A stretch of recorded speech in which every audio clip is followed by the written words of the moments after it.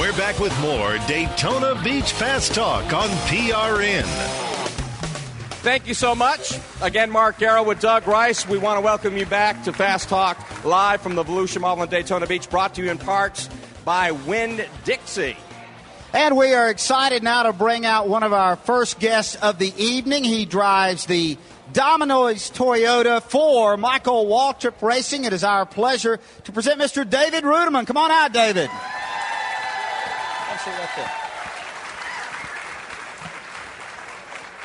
David maybe has made history tonight. He is the first driver to ever show up with something for the announce crew in the audience as opposed to the other way around. That's right. Way to suck up, my man. Hey, yeah, you got to learn early, guys. You guys, I want to take good care of you guys. Did you save me any, though? Yeah, we had to feed, though, this guy with a David Reutimann Domino's he's got your shirt on. I'm talking about right there. Good man. Yeah.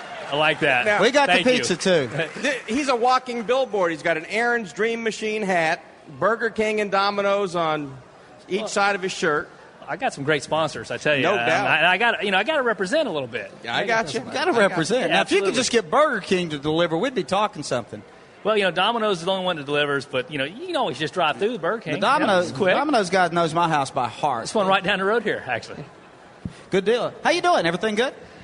I feel a whole lot better if we were in the race already, but we, got to kind of do it the old-fashioned way. We got to race our way You in. missed it by just that much. Yeah, that's what everybody tells me. How does it feel to know that you missed it by that much? I was like, it feels great. Thanks for reminding me. Now, in seconds, how many thousandths was it? I mean, it was really small. Because three of the guys that needed to qualify on speed got in basically through this qualifying format the other day. He was number 4 by just a pinch. Yeah, that hurts too. But I mean, I think to have such a young team and such a young organization and come down here with a new manufacturer, essentially a rookie crew chief and a rookie driver, and to qualify the fastest Toyota of the field and be that close out of 63 some odd cars, I'm pretty proud of that. We just got to work a little harder here and see if we can get into 500. How's your car owner Michael Waltrip feeling right now? What's the mood of the team as they await NASCAR's situation there? It seems to be good. I mean, I feel like Michael's just trying to get through this part of the deal and get the car and concentrate. His thought process right now is thinking about the twins and knowing he's got to do what he's got to do to get in the race. And I think Michael Waltrip is very, very he's an exceptional guy on the speedway. He's very smart, and probably nobody drafts any better than Michael does. And I think that's what he's doing. He hasn't felt all that good since he's got down here. I think he had the flu or something earlier in the week, and this week's probably been a little long for him. But he'll get behind the wheel and he'll be all better. This stuff doesn't help that, right? No, it doesn't. But I mean, it's part of the deal. And I don't exactly know what the deal was, but I know he's concentrated on trying to get in the race. And that's his mindset right now. I had a chance to come up the other day and take your hard hat tour at Michael Waltrip Racing.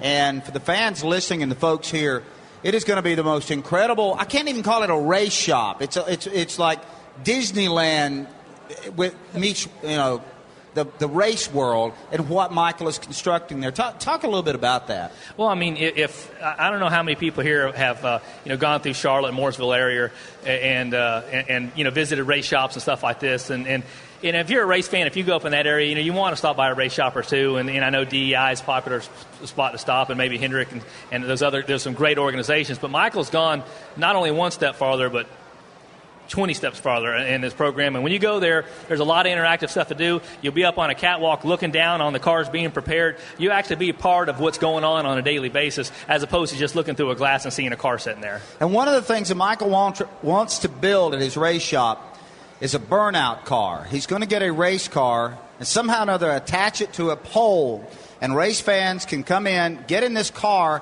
and they can do the burnout, and the car will just go around in circles while they do burnouts. You going to help design that, Reutimann?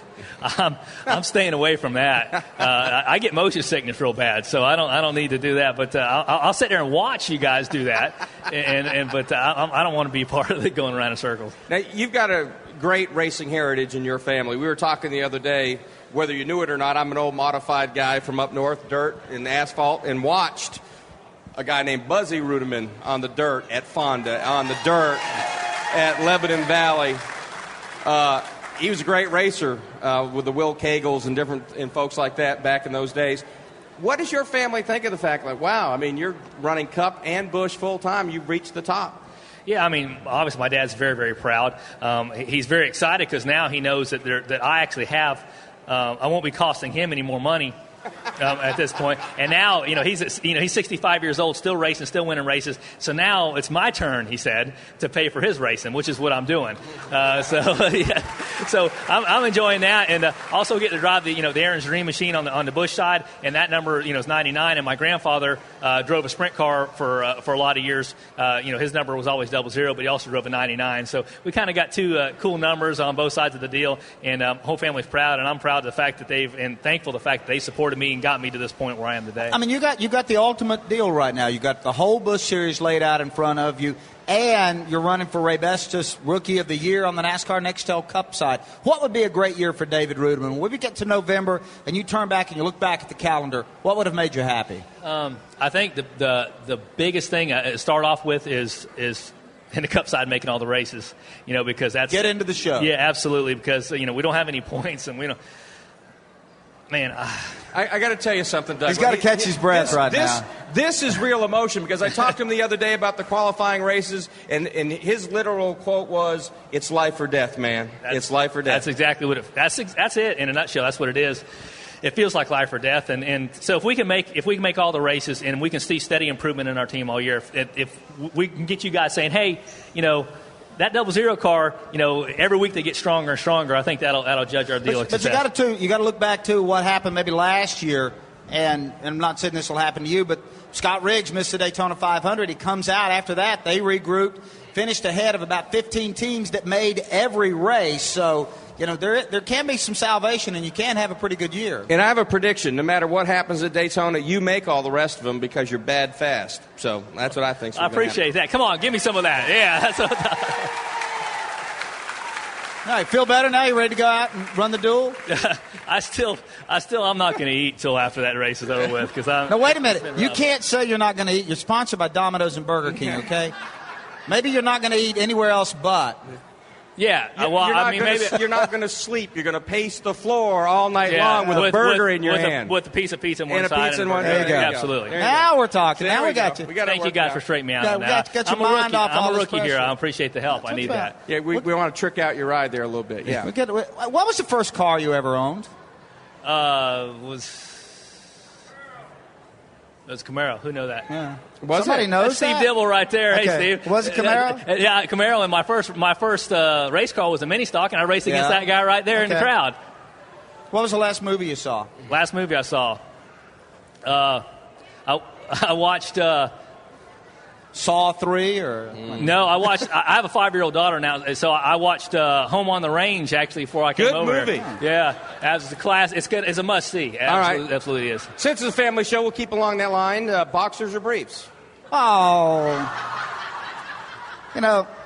what do y'all think? Yeah. He's an aero package guy. Well, David, listen, we wish you the best of luck. You're a breath of fresh air in this sport. You've got a great organization, wonderful sponsors behind you. And pay no attention to that man behind the curtain. I wasn't going to touch the arrow thing. Oh, gosh. All right, but good luck this year, okay? Thank you guys for having me on. We appreciate you. Wonderful young man here. David Reutimann, look for him. Let's hope he makes the Daytona 500 this year in that Domino's car. We'll be back with more Fast Talk Live from the Volusia Mall in just a moment.